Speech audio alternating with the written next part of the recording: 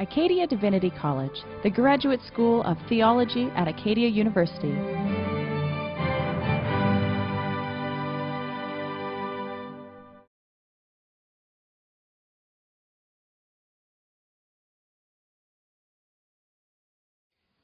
Thank you, Caroline. Oops, excuse me. Isn't it great to have our new president on board and his wife, Gail? Please stand.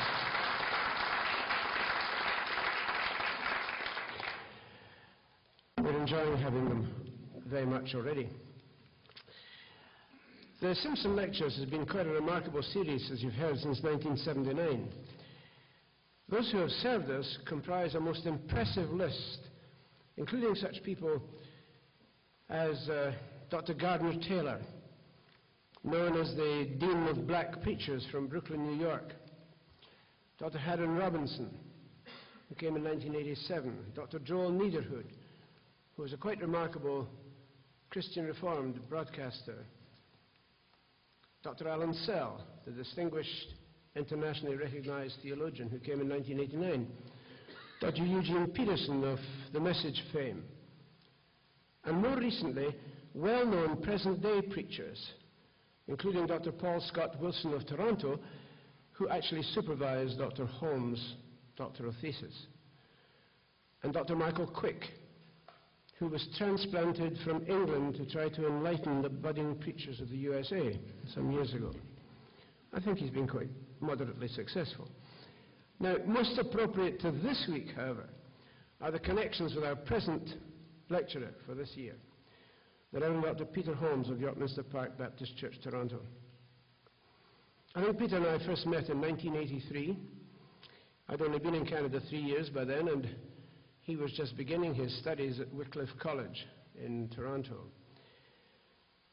In 1980, this is interesting, the connections with Peter are quite remarkable. In 1980, the Simpson lecturer was Dr. Leonard Griffith, a significant mentor of Peter Holmes. In 1984, the lecturer was Dr. John Gladstone, the renowned minister for 26 years of the same church as Peter now serves.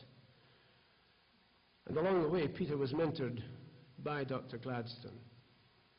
In his name, in Dr. Gladstone's name, the John Gladstone Chair in Preaching and Worship was established. And that's now occupied by Dr. Lionel Moria. And in 1997, the lecturer was yet another senior minister of Yorkminster Park, the Reverend Kerr Spears, with whom Peter served in an associate role as the Minister of Pastoral Care, and on whose retirement and return to Scotland, it slowly dawned on the church that their nationwide search for a successor was entirely unnecessary, since he was already on the pastoral team of the church in the person of Peter Holmes. He was inducted as minister of the congregation there in 2001. And I know that he and Kerr Spears enjoyed a very good relationship, which he has appreciated over the years. And Peter comes now combining the warmth and the wisdom of a pastor with a passion and with the imagination of a storyteller. He served on all kinds of committees, of course, both denominational and ecumenical. And right now he's the chairperson of the Churches on the Hill, an organization which represents the churches of the Yonge Street and St. Clair neighborhood of Toronto. Peter is married to Janet, and Janet is here, sitting right beside my wife. Well, you can't see my wife, so you won't know, but Janet is sitting here. We're delighted that she's with him. And one of our daughters was here and sang in the Wolford Baptist Church on Sunday morning where Peter was preaching. So we're delighted to have representation of the family.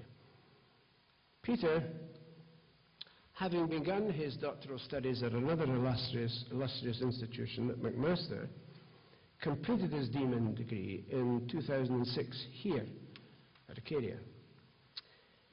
His thesis work is quite remarkable. You'll be surprised if I tell you that I read all the theses that are produced here. I've seldom enjoyed one. Enjoyed is not quite the word I like to use, but I'm using it anyway. A very well-written thesis on the whole question of the Christian funeral. And this work he carried out under the supervision of Dr. Paul Scott Wilson, who serves at Emmanuel College in Toronto. Now, prior to coming to Yorkminster Park, Peter Holmes served as the minister of First Baptist Church in Montreal, a historic urban church with a multi-ethnic congregation. Actually, he was born, I'll not tell you the year, but it was 50 years ago, coming up to 51, in Ottawa. And he was raised in Victoria, where his father, the Reverend Robert D. Holmes, served as a Fellowship Baptist minister for more than 20 years. Peter completed his undergraduate studies at the University of Victoria, and following that he worked, this is interesting, he worked as a carpenter's assistant, and then as the ombudsperson of the University of Victoria. So it's good to have a lecturer who is actually a handyman. Good to know, Peter. He comes to us this week, and this is a very significant evening for us at Acadia. He is the first graduate of Acadia's Doctor of Ministry program to be invited to be the Simpson lecturer. And that shows not only how smart he is, but how smart the college is in inviting him. It's a very special pleasure for me, because I know his church very well, a very special pleasure to present to you our first, dare I say it, homegrown Acadia Doctor of Ministry, to bring the first of his 3 lectures on the theme of preaching life to death. This evening's theme is waking up the obituaries. Please join me in welcoming the Reverend Dr. Peter Holmes.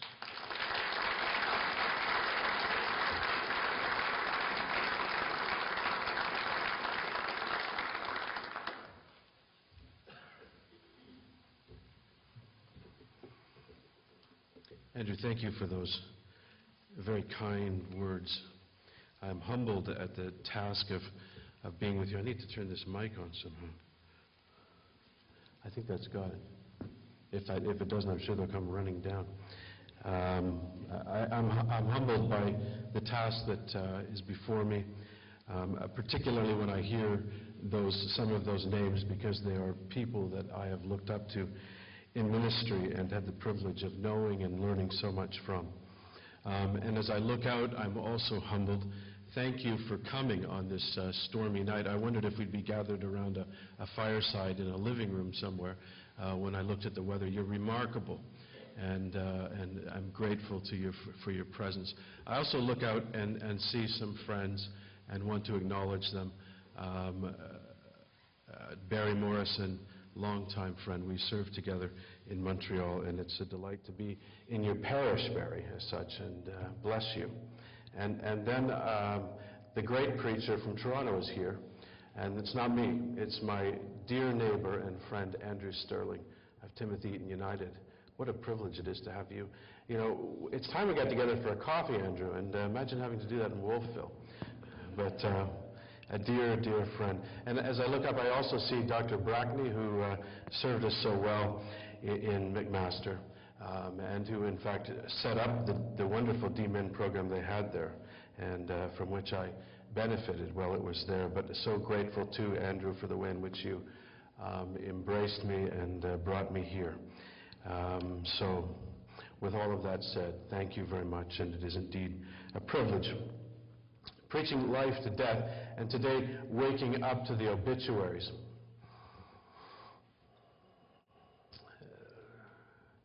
I think it was Will Rogers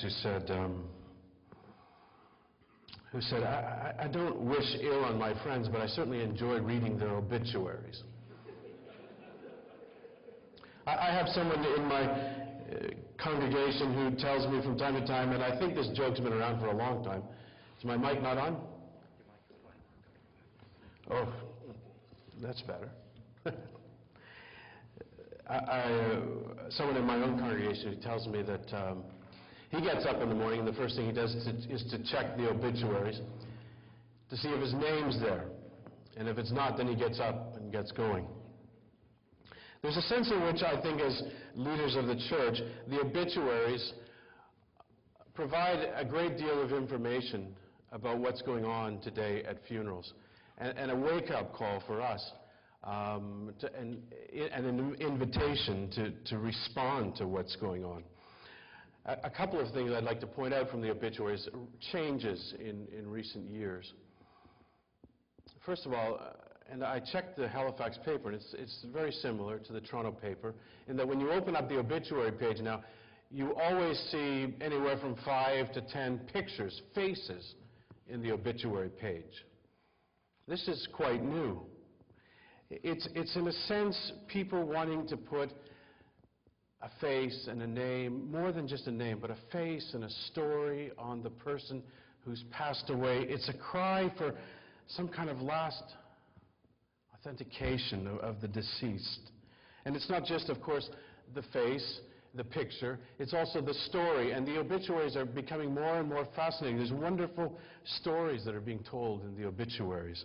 And this is a new development, and it represents, as far as the funeral goes, something that we all face, and that is the desire among those who have deceased, among the family members, that the funeral take on a very personal touch, that we tell the story of the deceased.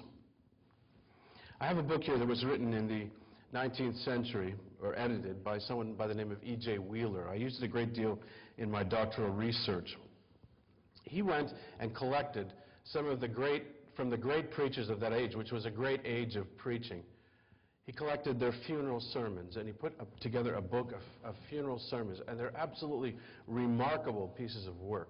But one thing that you notice when you read these funeral sermons, from the likes of Beecher and Spurgeon and many of the great preachers of that era, is that there's no mention of the deceased, rarely even a name. Charles F. Deems, one of the preachers here, was a wandering Methodist who wandered around from parish to parish until he finally landed in New York City and began to preach in Washington Square, down by NYU, if you know Washington Square at all. And of course, at that time, New York was the great hub of immigration. And he began to gather strangers and immigrants, and soon he had a church, and soon he had an enormous church, a church of great influence, for he was also a great preacher, but he was one who welcomed people, and he was known as a welcoming person. The church was called the Church of the Strangers, and that's who it was for. A number of people of influence started to attend this church, from very wealthy people, among them the Vanderbilts. And when one of the Vanderbilts died, he preached a sermon which is included here. And here's what he said: "It's almost never appropriate to speak about a dead man at his funeral. No man would desire to allude to any of his human frailties and faults, and no man can make the dead man's friends love him any more than they do when they surround his remains. And so when the deceased charged that at his funeral not many words should be said, and that those words should be said deliberately, and that there should be no attempt to set forth any supposed virtue he might possess, the request was in accordance with my own feelings. I therefore come not to talk about the dead, but to the living." That was the philosophy of the 19th century preacher when it came to a funeral. We're in a very different age and era. There's a sense in which we can understand where they were coming from. We've heard people speak about preaching people into heaven, boasting about their good works, as if we're trying to persuade God in His mercy that He needs to take them, forgetting about Ephesians 2, "For it is by grace that you are saved, not by works, lest anyone should boast." And there are people in the church seeing that the funeral is becoming more and more personal in this nature, who are raising concerns about it, particularly from the Roman Catholic tradition. And it's really based on that there's only one name by which you can be saved. And it's a reminder and a call back to that. Now, as I said, in the obituaries, they're telling the stories. And I found a wonderful one in the Halifax paper. He liked reading and telling ghost stories around the campfire. He had a great love for his kids and taught them how to skate. He loved playing hockey with his children on the lake and watched their hockey games, and on this goes, telling the story of someone here in Nova Scotia who died. And there's the expectation that the funeral becomes the place, the story of the person is the center of the funeral. And so the eulogies, and all of you, I'm sure, have had people come, and there are going to be eulogies in the service, and sometimes they are numerous. And particularly as you move west across Canada and get into Western Canada, you'll find a phenomenon that the funeral directors refer to as the open mic funeral. And they'll have a mic like the one that was here down, and people can just get up in the funeral and say whatever they want. And you can imagine the kind of dangers with that, the kind of things that might be said. Oftentimes there are wonderful things said, so I don't mean to diminish it, but sometimes we find that people start insulting someone for the way they were caring for the deceased, or suggesting perhaps that they love the deceased more than someone else. All kinds of things, as I've heard stories from clergy across the country. There was, just 2 weeks ago, I noticed as I was reading through the obituaries in the Globe and Mail, and this is not unusual, it said, we'll be meeting at such and such a place where there will be spoken tributes, anecdotes, roasts, and toasts are welcome. This was for a funeral. We've gone, as you can see, in this relatively brief period of time, just over a century, we've gone from famine, really, to sort of potluck. And I'm not suggesting that we go back to famine at all, but I'm cautious about the potluck. There was an article in the Globe and Mail by Richard Valpy not long ago, and he was talking about this very phenomena, and he interviewed a professor at the Vancouver School of Theology, Richard Leggett, who told a horror story about doing a funeral, and somebody was giving a eulogy. The man had died from his alcoholism, and someone got up, a drinking buddy, and went on about all the good times they had drinking. I had a funeral where a daughter got up and started to say some wonderful things about her father, and somewhere in the midst of it, she said, of course, my father had a terrible temper. And there was this, and I don't think anyone remembered anything else from that service. And many of us had known the man for a long time, and we sat there racking our brains. Of course, and we're wondering, what's she getting at? But sometimes this kind of thing happens, and it can be very upsetting. Of course, when there are more and more eulogies, there's less and less time, and we'll get to that.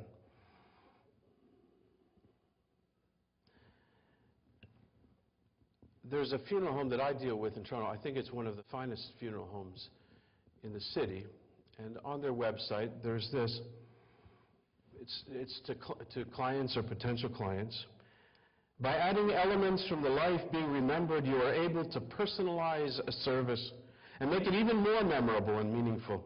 Let our directors guide you in creating a distinctive and dignified celebration of a life. And on and on.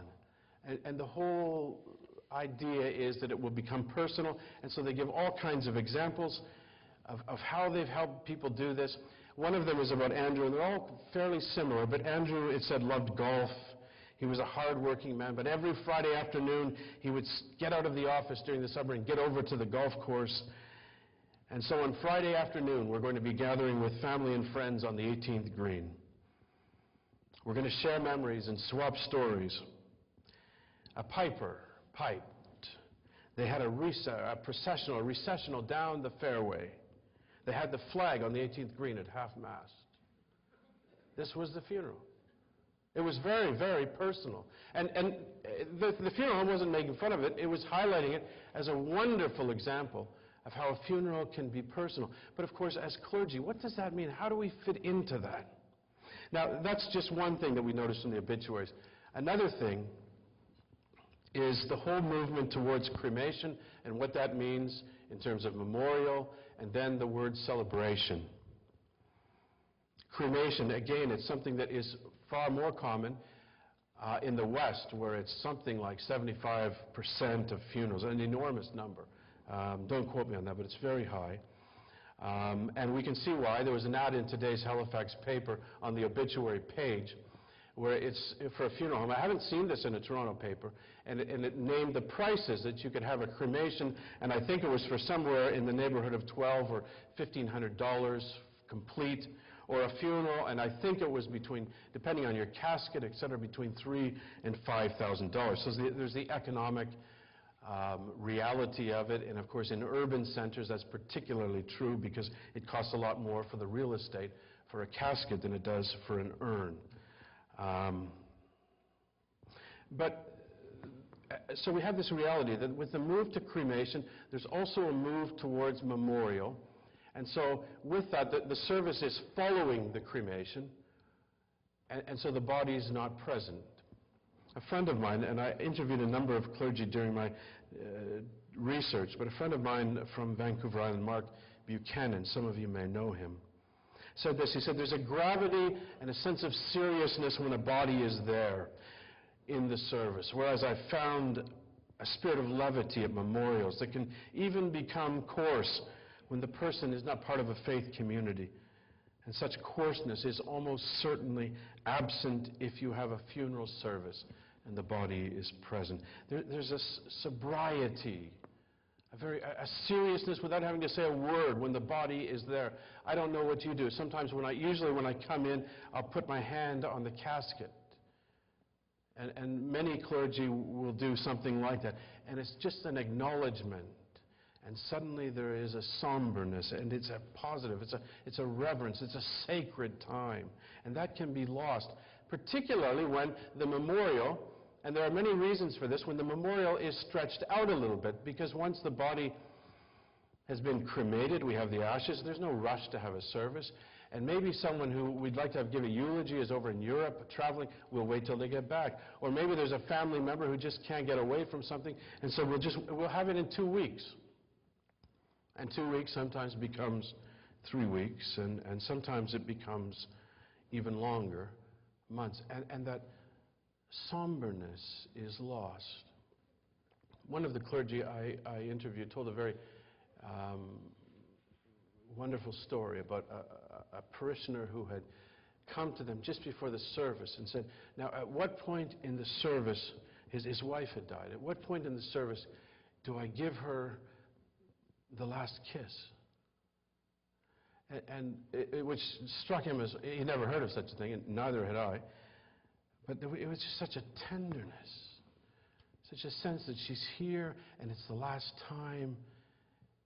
And so he, very pastorally and wonderfully, incorporated some way to acknowledge this for this person. But that doesn't happen when it's 6 weeks or 2 months later. That's very tender, vulnerable moment is lost. And it's a moment that when we have a funeral and the body is there, there is an openness that we don't know. And instead, what we're finding, of course, is that not only is there a delay, but with the delay, the mood changes. And so no longer is it marking the death or the passing. Instead it's celebrating the life.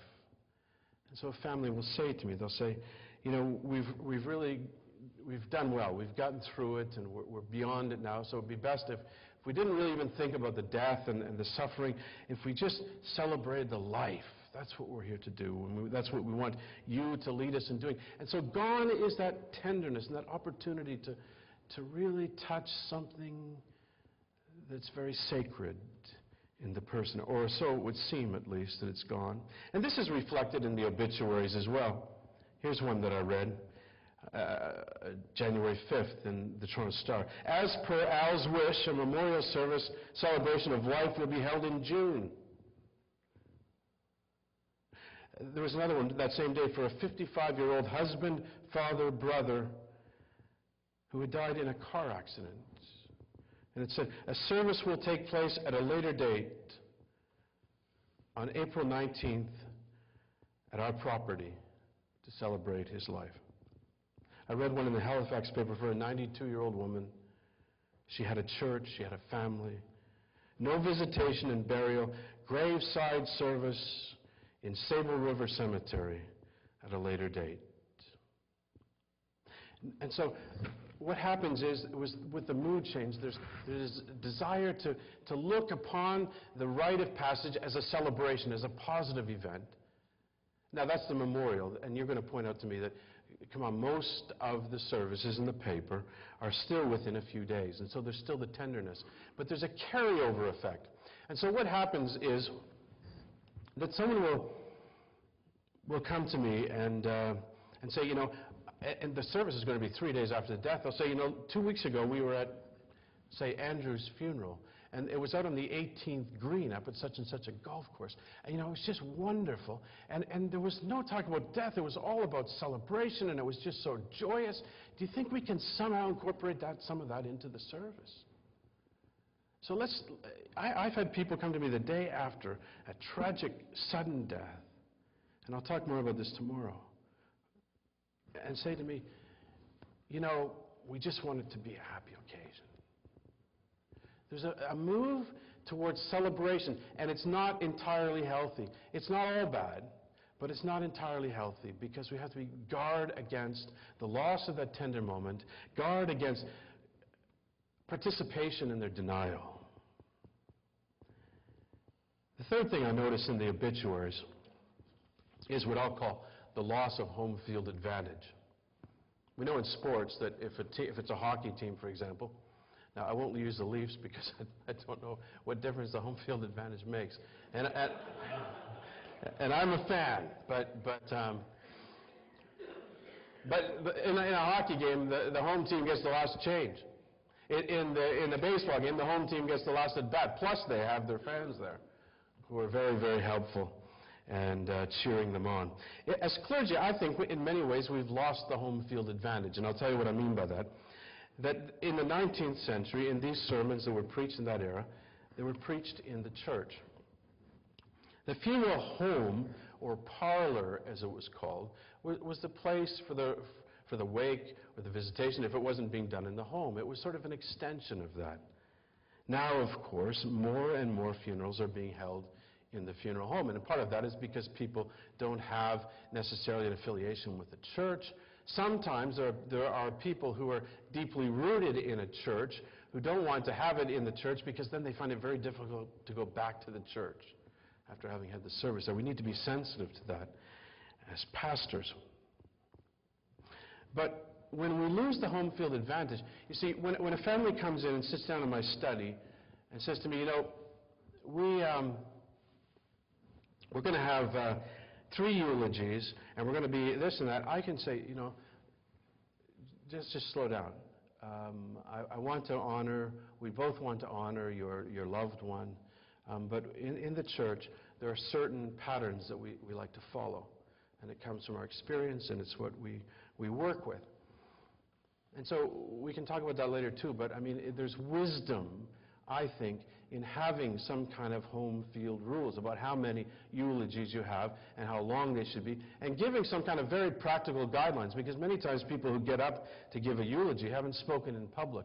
And it's a good idea, not just to say you've got 4 minutes or something, but to say keep it all on one page double-spaced or something like that. I mean, give them some kind of very practical guidelines.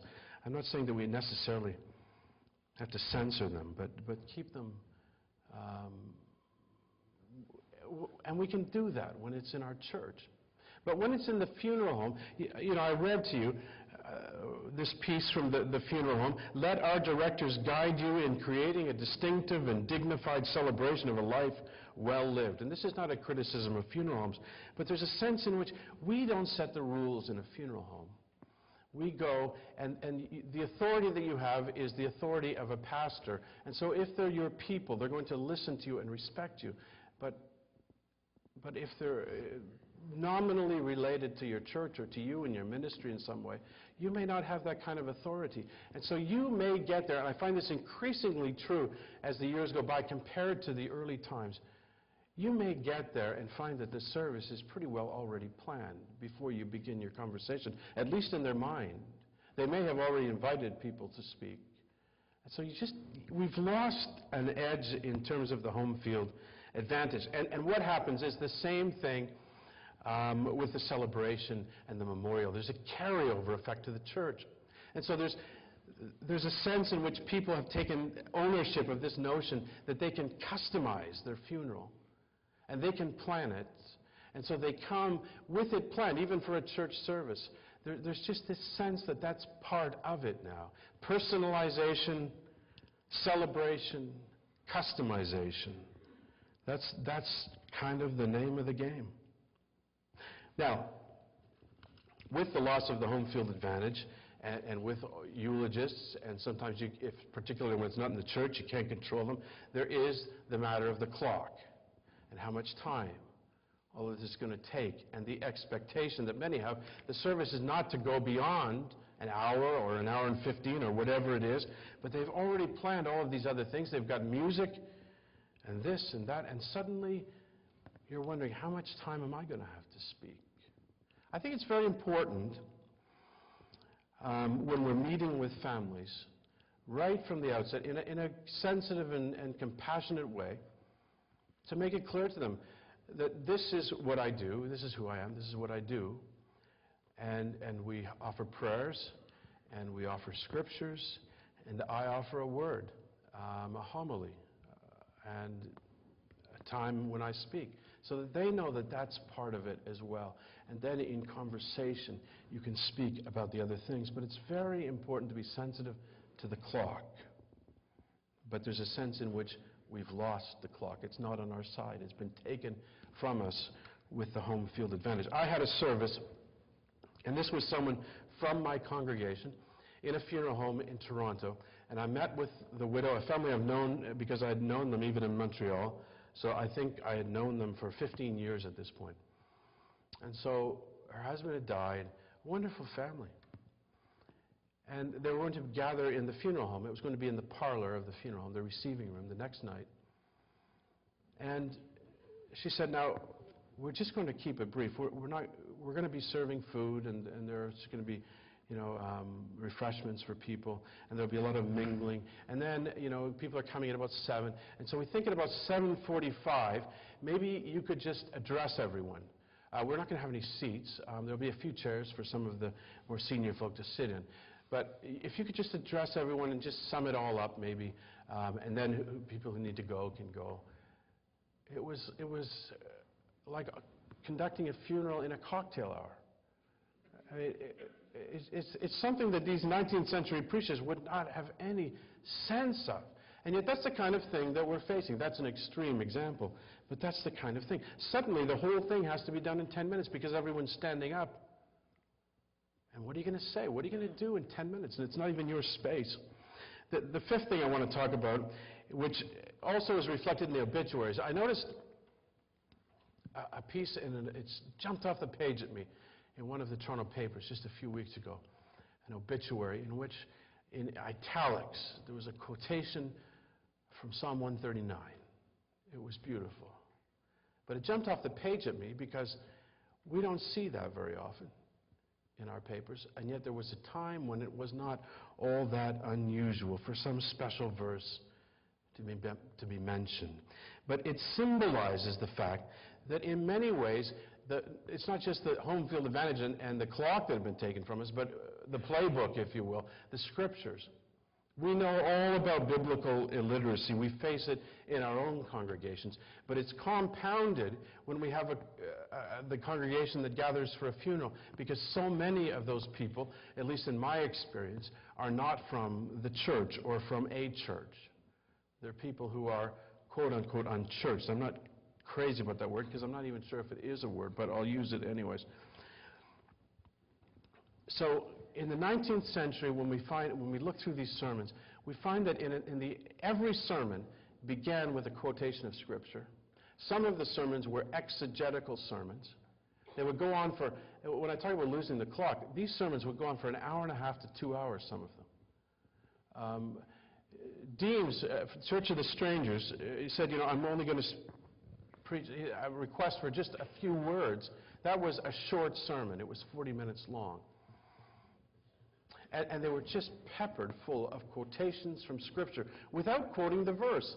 So there was an assumption that people knew where these were coming from, or characters of the Bible, without telling the whole story, just making a brief reference to them, as if everyone knew, and people did know the Bible quite well in the 19th century.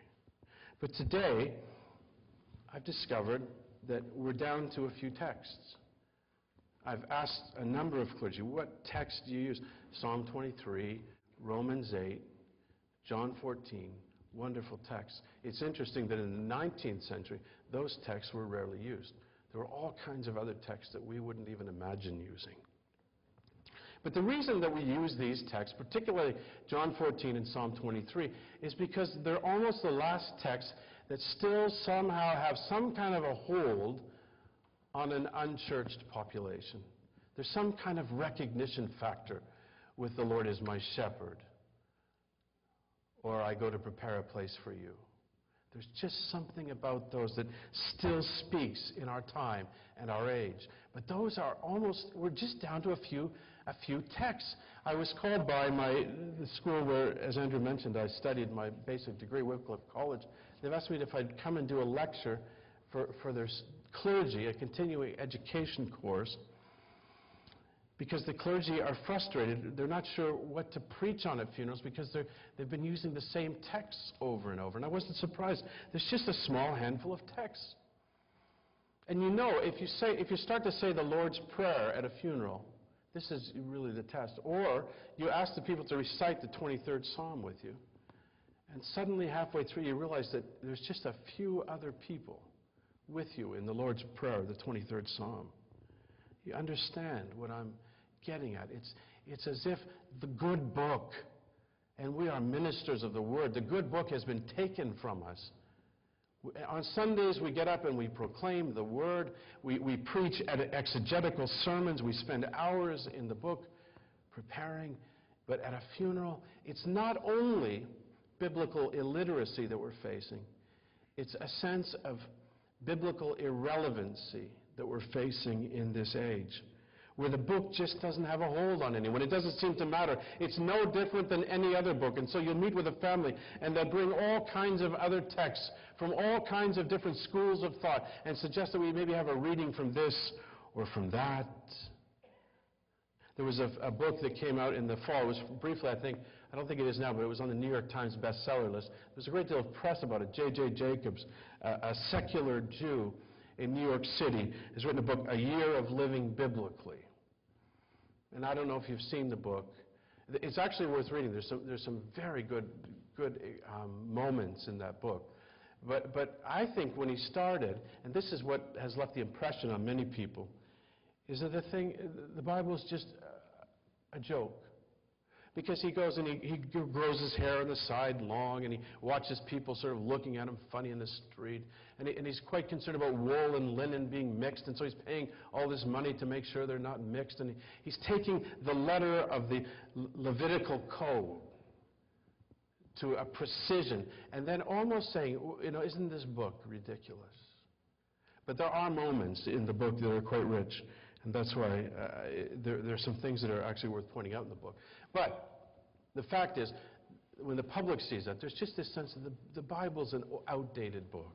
It doesn't really belong. The great Shakespearean actor Ian McKellen, who plays Gandalf, I think, on Lord of the Rings, he was quoted not too long ago.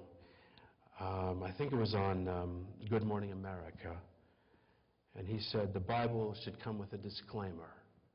This book is not true. This book is fiction. So there's a sense not only that people don't know it, but that it doesn't really matter, that it's not the authority that it once is. And so we go into a funeral, and it's as if the ground has been taken from beneath us.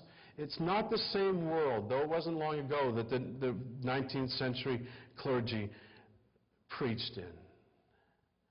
I went to a funeral. I've been to about 3 since Christmas because of members of the congregation whose family members have died.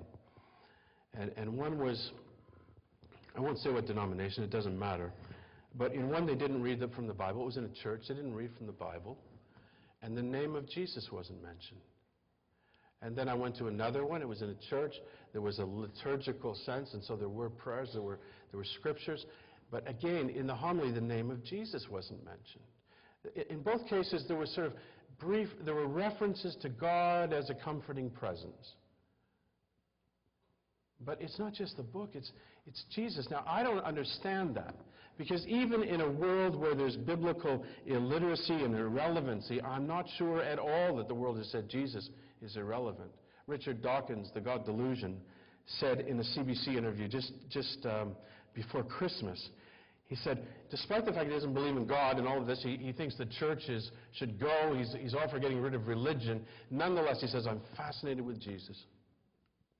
And his friends say they want to buy him a shirt that says, Atheists for Jesus. I say the church should pray for Richard Dawkins.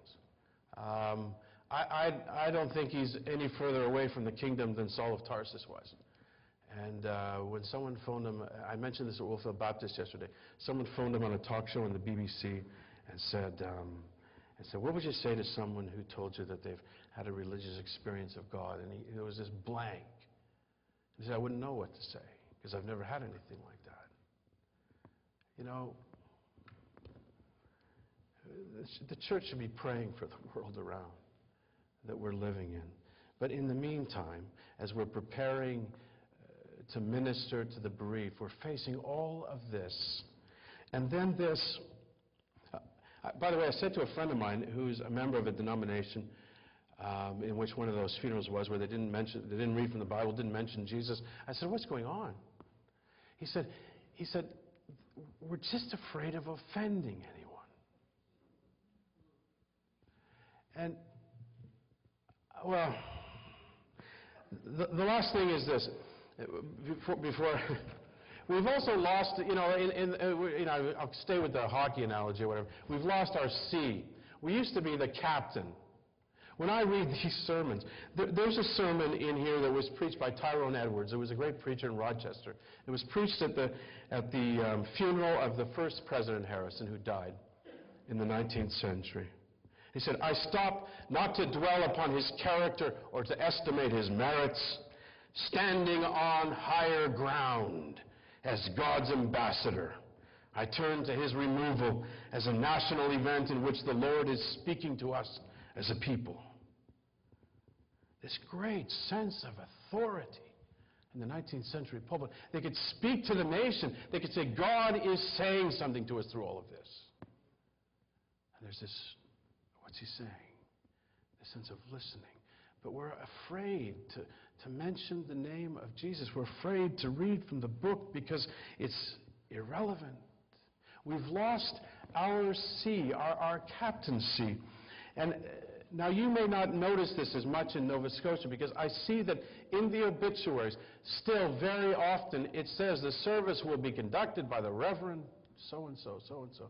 About 30% of your notices still say that. None of our notices in Toronto say that. And I know Toronto's a bad city, so it's not a good example. But it's not just Toronto. I mean, I think Nova Scotia is just a very special place, that's all. It's not just Toronto. There was a film not too long ago that came out called Elizabethtown. And I don't know if any of you saw it. My daughter had me see it. It had Orlando Bloom in it. And Spider-Man's girlfriend, what's her name? Kirsten Dunst, I think. So, it's a popular film. Orlando Bloom plays this young guy, I think he's from Oregon maybe, or California, the West Coast, modern, contemporary. And his father has died. He gets word that his father's died in Kentucky. And so he goes back to Kentucky to take care of his father's funeral. Now, everyone in Kentucky has it all planned. This is going to be a traditional funeral. But Orlando Bloom, he's a West Coaster. This isn't going to be traditional. I'm going to cremate him. I'm going to go on a road trip when I'm done. I'm going to sprinkle his ashes here and there and all these special places. But everyone in that community, people who have been in touch with his father all of his life, say that's not the way you do it here. We have a funeral. We do this and we do that. So at any rate, my daughter said to me, she said, what do you think of the film? And I said, it was interesting. It was all about tradition and modern. It was, about the clashes and what you do. In the end, they had, this is it. What they did in that film was they had, just to compromise, they had a funeral with a casket, but not a body. They put all the things that mattered to them and spoke to them personally about the person in the casket. They went to the grave, buried it. Meanwhile, the son had his wish, which was a cremation, and off he went and sprinkled the ashes. So it was a sort of a crazy compromise. I said to my daughter, she said, what do you think? I said, well, it's okay. I said, she said, what do you think of Orlando Bloom? What do you think of, I said, what do you think of the person who played the minister? She said, I don't remember the minister. Which one was the minister? I said, there wasn't a minister. Here was a war about how to do a funeral, modern or traditional. And the one person who's missing is the minister. Now, there was a rather kind of coarse film that came out in the fall. What was it called? Death at a Funeral, I think it was. It was a British film. I don't know if anybody saw it. It was actually very clever, very funny, but a little bit coarse. And they did have a minister. The funeral wasn't taking place in the church. All the things that I've mentioned were happening there. The minister was just a joke. That's all you can say. He kept looking at his watch saying, come on, when can we get going? When can we get going? I got to get... And all these things were happening. All these things were falling apart. And he was always anxious to get out of there.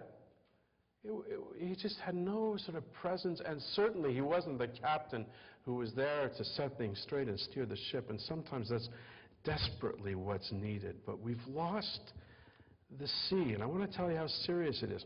There's a former Southern Baptist minister by the name of Doug Manning. If you're in the funeral business, you know who he is. He's a guru in the funeral world. Just ask your funeral director. You heard of Doug Manning. He works for the Dodge Funeral Company, one of the biggest funeral companies.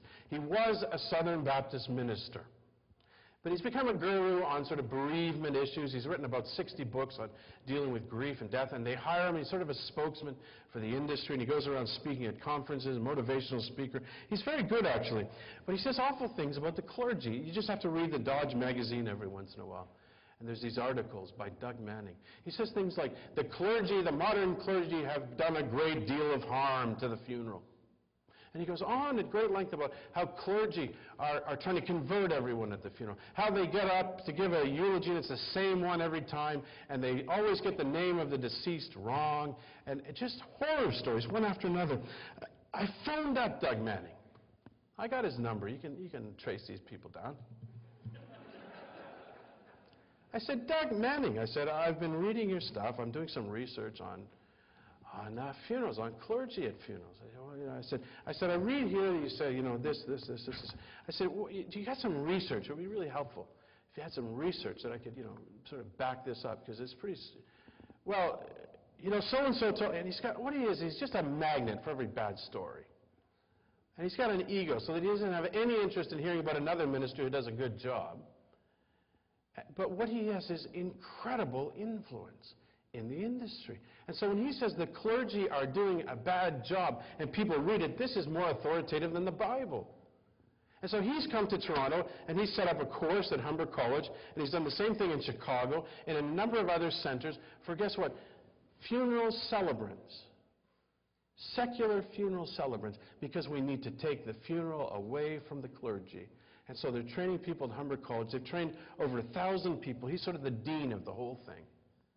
To take the funeral away from the clergy, because the clergy have ruined it. I've read a piece in the Chicago paper, in the Toronto Star. There was a piece last summer. Peter Skilleter was interviewed. He's become one of these secular celebrants.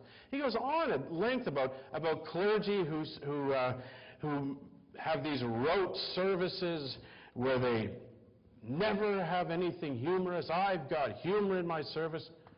Well, there's a place for humor. But humor can be just another form of denial, too. It can be a running away. I don't know. That's not the solution. But he goes on and on about this thing, how we're better than the clergy. Front page of the Toronto Star. Front page of the Chicago Tribune. Same kind of thing. They've taken the C away, and they've said, I don't think this thing belongs to the clergy anymore. It's not just that our names are being taken out of the obituary. We're really being taken out of the picture if we're not careful. I think Manning's wrong. I'm not going to lose any more sleep over him than I lose over Richard Dawkins. But I think we need to know how to respond to all this stuff. I think it's very important that we know how to respond. And I think my word to you is the same word that Jesus gave the apostles on Easter Day. And that's our great hope. Fear not. Fear not. Don't be afraid. Don't let it be said of you, we're afraid to offend anyone. Not that we're out to offend anyone, but don't be afraid. Don't be operating from a position of fear. And the key to that is not just, okay, we've talked about what's going on, knowing what's going on, but knowing who you are in the midst of what's going on. That is crucial. Knowing who you are, who I am in the midst of it. It's very important to know and to remember again and again that we are mortal. That every time we come face to face with the death, to let it touch us, not to put an arm to protect ourselves, not to hide behind anything. Last year I started a Lenten series in my congregation, and it was called Pilgrimage of Sacred Spaces, and we're doing it again this year. We started last Wednesday. Every Wednesday evening in Lent, we go to a different church. And this year we have some of the sister churches on the hill, Andrew's Church and some others, joining with us. And last week we started at the Roman Catholic Cathedral in Toronto, St. Michael's, and a dear friend of mine, Father Damien McPherson, conducted the service. And it was Ash Wednesday, and so Damien talked about what Ash Wednesday means and about the ceremony of ashes. And that's foreign to most of us Baptists. And then he invited us to come forward to receive the ashes. And he puts them on your face, on your forehead, makes the sign of the cross. From dust you have come, to dust you shall return. And it was very moving. I went home, we had our evening, I went home, got home, some things, finished watching the hockey game. Anyways, it was finished before it was finished. But at any rate, I'm just kidding. But I get up, I don't know if I was brushing my teeth or what, but I look in the mirror, and there it is. There's the ashes. And it strikes me. And I could hear the words again. From dust you have come, to dust you shall return. To remember that. To let that touch us every time. We are mortal, not to run from that. And as we do, as we're able to be touched, we, I think, can become a healing people. We can become sensitive to the wounds in the community and know that every story matters.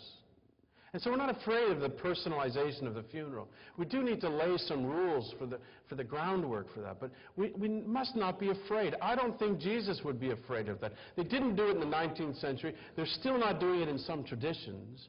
But we don't need to be afraid of the personalization of the funeral. Every life is precious. What we need to keep in mind is not simply that we're human and mortal, but also of what our calling is. We're called to be ministers of the Word. This is another thing the Baptists struggle with, but it's more us than anyone else, and don't forget that. We are called to a priesthood. We are called to a priesthood, and when we are engaged in responding to the grief of a family, we're being engaged as priests. Don't be afraid of that word. We believe in the priesthood of all believers. That includes the clergy. And what that means is that this is a sacred event. And like a priest, we are coming to make an offering. We are offering this person up to God in thanksgiving for their life. And so we're not afraid of the story because the story is sacred. But it's told in the context of the offering, and it's told as an offering of thanksgiving. And so that needs to be made clear to the people, that when we remember a life, when we're paying tribute to it, it's an act of thanksgiving. And that we as clergy are there to lead the people in a priestly sense. And of course, as ministers of the Word, and this is the other side of the priestly sense, that we are there to give the people the sense not only of God's Word and what He's saying, but also of His presence.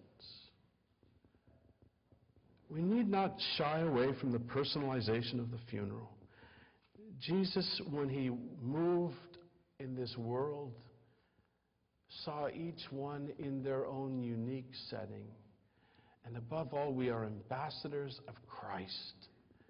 We must not ever shy away from the Word or from His name. That's who we are called to be, ambassadors of Christ. It doesn't mean that we're trying to convert people or banging them over the head. But when I come to a funeral, that's who I am. That's what my calling is. And I mustn't lose sight of it. I'm a compassionate, seek to be anyways, compassionate, sensitive pastor. But in the midst of that, in in a caring, tender way. Seek to offer to them the good word of God. The word of God's love and His mercy, of His care for us. We'll get into a little more about that in the next few days. But that's what we're doing. Knowing who we are. We're human beings. We have our own mortality, but we have our calling. Our calling as ambassadors of Christ. And so that's what I'll end it with this. You know, when my congregant tells me that he gets up and reads the paper and doesn't see his name, he knows he can get up and get on the go. We get up, we read the obituary, and it all looks like bad news. The ground is shifted. Our name isn't there, perhaps, probably. They've taken away the book. They've taken away the time clock. They've taken away the home field advantage. Everything seems to have shifted. But don't be afraid. Get up. Because there's good news to be proclaimed. We have the best news in all the world in the face of death.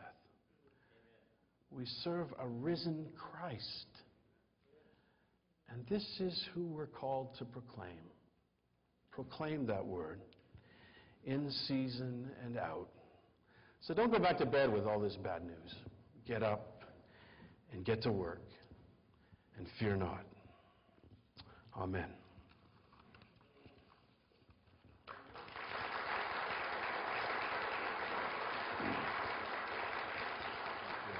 Your message tonight. It was very, very helpful for me. I'm young in the pastorate. I've only been just ordained this last September, but I've done 17 funerals because I'm in a rural area of older people, so I'm often called upon, and I'm the only church in the community as well. One of the very first funerals that I was called upon to do was the patriarch of the community in the church. And he spent his last couple of months ministering to me. I think it was Tom Harper wrote the book on the atheism or about Christ. He gave me that book to try to change me in my views about Christ. And he did this for the last 3 months before he died. And this is the patriarch of the church. When he did pass away, his wife had called me in to his home and had said to me that I want you to preach his funeral. You are the only pastor here, but I don't want you to mention the name Jesus Christ once during the funeral. I was bewildered. And like you said about the pastors being owned by the community, I didn't know what to do, so I turned to more senior people for advice, and one of the advices was, you have to minister in this situation, so don't mention the name of Jesus Christ, and just preach an Old Testament passage on God's care. But I never felt right about it, even though I did it that way, and the funeral had 500 people at it. So not to have the opportunity to mention the name of Jesus Christ to 500 people, the best opportunity you could ever have to do it, was very disheartening for me. And I'll be looking forward to probably your next few lectures if there's a way that we can always, how we pastors can get back that authority without having the dilemma of doing it in a grief situation. Thank you for sharing your story. That's, I'm not here to stand in judgment over anyone. I've never had anyone say to me, don't mention the name of Jesus. I have had that at weddings, but weddings are entirely different.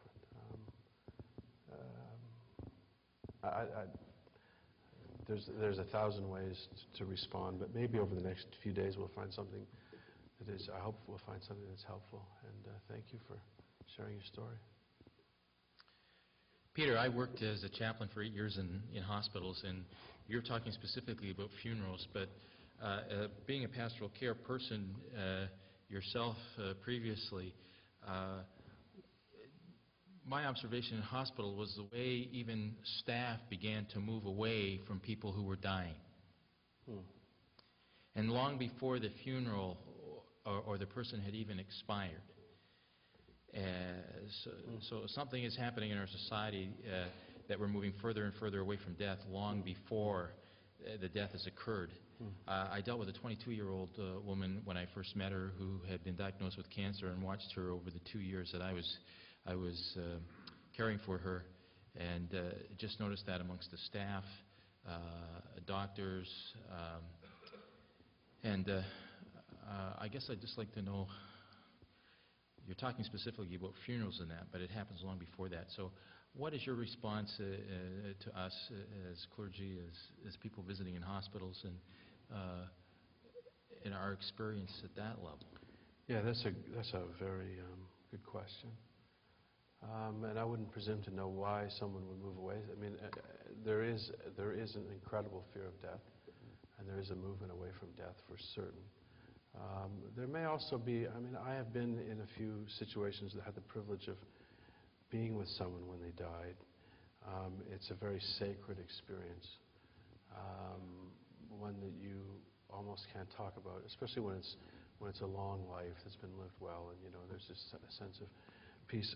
It may be, and I don't know the situation, it may be sometimes people move away from it, respecting the fact that the family or the immediate caregivers who are there, it's their time, and it's their time to be alone and sacred, and they don't want to impose upon that. I mean, I do know that because I've had people, in hospices, and I know that the staff that I've come across in hospices have a wonderful sensitivity about death and about the moment of death. And sometimes I think they may back away out of respect for the families and that sacredness of that situation. But the worst thing in the world, on the contrary, the worst thing in the world is for someone in such a situation to die alone.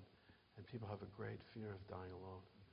And that's something in pastoral care you hear over and over in different ways, that it'll come out in some strange way, that people just don't want to be alone at that moment. And so if we, whatever our position is, if we move away from them and leave them alone, it's not healthy. It's not fair. It's not good. Thank you. Somebody else with a question?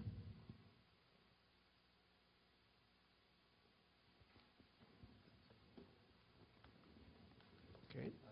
I guess the questions are all coming from this corner, but I'll go ahead. Dr. Holmes, just with regards to, I hadn't heard somehow I missed in the news the secular celebrants movement, but also I had quite a while ago commented, and I don't know when this happened, and maybe you from your doctoral work or what have you had done a little research on this, I'm not sure, but it was just in terms of even the pronouncement of the dust to dust, and the adoption by the funeral directors of the doing, sometimes with sanitized white sand, of putting it on the casket or what have you. And my practice or my experience from years ago in Newfoundland, when we had a lot of home wakes, and there always was a funeral in the church and a burial in the local graveyard or whatever, but it was always the minister who did that, or the minister in conjunction with one of the family members, and it was taken over by the funeral directors, I don't know when. And it seems to me to be somewhat symbolic about this issue of the minister's role and the funeral director's role. So I just wondered if you might want to comment on that. Yeah, that's an interesting point. I hadn't thought about the white sand. I mean, the ashes they use, the charcoal they use in the Ash Wednesday is very dirty. And you're right, the sand they use is pretty clean, and it's going to... That's an interesting point. I hadn't thought of that. My experience is that usually the funeral director will say, would you like to do the sand? Do other people have that experience? And then I'll say, if you don't mind doing it, because sometimes we're standing there at the grave and it's very windy and there's all these other things going on. It's easier just to let the other person do this. But if you do it, if you're athletic enough or coordinated enough that you can balance all these things and make the cross, I think that's great, and you should do it. I think it's very good if you can do it. And But my experience has been that I've always been asked, and I appreciate being asked. And if they're not asking you and you'd like to do it, I would suggest that you just tell them that you prefer to do it yourself. That's what I wouldn't surrender. Now, the secular funeral celebrants, it's a very new movement. It's maybe, I'm guessing, maybe 5 years old. It's not entirely bad, because I'll tell you what the alternative is, and this is more pronounced on the West Coast, you know, that Elizabethtown, Oregon, California thing. The more common thing is that there's nothing at all. It's not unusual that someone dies. I grew up on Vancouver Island, in Vancouver or Vancouver Island, and there's nothing. Absolutely nothing. They just call it a disposal. That's all. So I think that actually, for people's own well-being, that it's better to have a secular celebrant doing something, because people need a chance to say goodbye. They need a chance to acknowledge the life. So I'm not saying that we shouldn't have them or anything like that, but I'm just wanting us to all be aware that it's happening, that there's this move against us. And Dr. Wooden? You've talked about the problems as the obituaries display it, with the change from older styles of understanding what a funeral is to the present move away from wanting anything to do with death. How does one train a congregation in what is appropriate for a Christian funeral, so that we don't have Christians wanting secular funerals? That's a great question. In fact, Tom Long, who's been working on a book, The Preacher from, he's coming to my church this summer. I better figure out where he's from. But he's now down in Georgia, right? Where is he, Andrew? Emory, yeah, he's at Emory, yeah.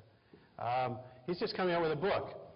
He's been working on it for about 10 or 12 years, and this is really the focus of his book. It's really preparing a congregation. That's a big part of it, at least, preparing a congregation. And so, but there are different ways. One, we could put together any policies that you have should be accessible to members of the congregation. So there's not a secret that's hiding away that you bring out to club people over the head with when they try to break the rules. It's better if they know the rules ahead of time. And it's the same for funerals or for weddings. And it's important to have some guidelines. And it's a good idea to have them pass through your deacons. And that's if you're a Baptist. And I recognize there are many traditions here. But in the congregational setting, I would say it's a good idea to have guidelines, and it's a good idea to have the leaders of your congregation behind them. So that it's not just you and then someone's going to come along and hang you out to dry. Because, you know, sometimes you're going to have to take a stand. But to make these things known in the congregation, so that people know, it's probably not a bad idea, although I haven't done this, but now that you mention it, maybe I should, every once in a while to have some kind of a seminar, maybe about preparing people for death. Now, there are churches that I know of which have not only a guideline, but they also have a sheet that you can fill out with any ideas you have about your own funeral. And that's actually very, very helpful to families. When the person has made some of these things known in the church, I know a church in Toronto has a file of these, and it's a good idea. I haven't gotten around to do it. I don't know if you do that, Andrew, or not, or if any of you do that, but it's a very good idea. They'll pick down their 2 or 3 favorite hymns. That's a huge help to the family. And it means that we're not singing the same hymns at every funeral, because the family will say, what hymns do you think? And put down a few of their favorite scriptures, which then gets us away from this thing where we've only got 2 or 3 scriptures to go on, which we don't, by the way, but which we seem to have fallen into. So that can be very helpful, getting people to pre-plan with the church. All kinds of people pre-plan with the funeral home, but to pre-plan with the church. Yeah, thank you for the question. We can take another if you have another question you want to raise before we finish.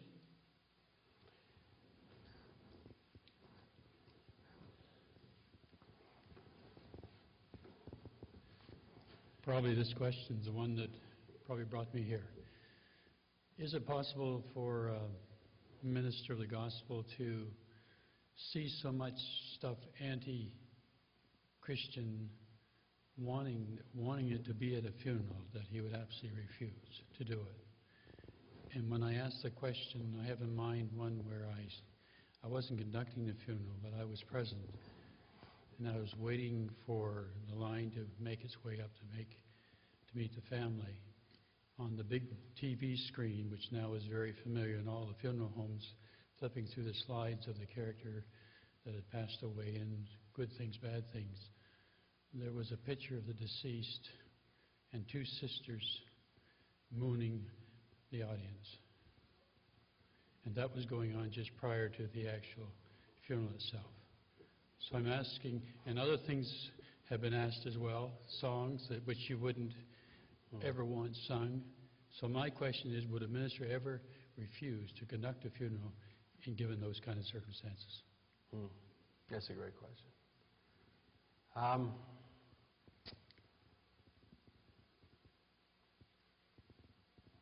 Everyone has to weigh that in their own conscience. Yeah. Because, I mean, on the one hand, we're called as pastors to be among those who are suffering and grieving, and in the midst of that, there's often some kind of inappropriate expression of it. I mean, that's an extreme case, and that's got to be very upsetting. But you have to know this, too, that when that happens, that's not only upsetting to you as a minister of the gospel, that's upsetting to a lot of people. And that when you're there, I'll tell you, I was offered, this isn't a funeral, it's a wedding. And I was asked to do this wedding it was taking place at Victoria College at the University of Toronto. It was an outdoor wedding, a wonderful couple, an older couple. It was a late thing, so they both had children of their own. And it was a very sort of modern sort of service, and they had me there and a Catholic priest and all kinds of other people. And we did our things at various times. It wasn't organized like a wedding service that I've ever done before. Somebody got up and read a poem that was obscene. It was a family member. It was a son-in-law, I think, of the groom. And I looked around as this was going on, and I could see in the eyes of the people, not all of them, but enough of them, a disgust. At that moment that I knew, because I was next, I knew that my role was to reestablish dignity for that moment, somehow to reclaim the dignity and the sacredness of the space. And your presence as a clergy person in the midst may be the last hope for that. If they've taken the body away, if there's just nothing sort of reclaiming the solemnity of the moment, your presence may make a difference. And there are people there dying for someone to bring some kind of solemnity or some kind of reverence or to restore the sacredness. And some of that behavior, we have to understand it too. Some of it, rather than even judging it or cursing it, I think we have to understand that some of that inappropriate behavior sometimes comes from people who don't know what to do with death because we're running away from it. And so this silly stuff comes out. And I've had people say silly things in eulogies, upsetting things. And so our role is to bring that sense of the sacred back. Thank you very much. Yeah. Thank you, Norman, for your question. Well, we're going to wind it up there, and in a few moments you'll be welcome to join in the refreshment period. But this has been a phenomenal start, and I'm going to ask you, as we say thank you to Dr. Holmes, simply to express your appreciation of tonight's lecture. And I have a feeling that the weather's going to have to be pretty bad to keep you away tomorrow night. Let's say thank you.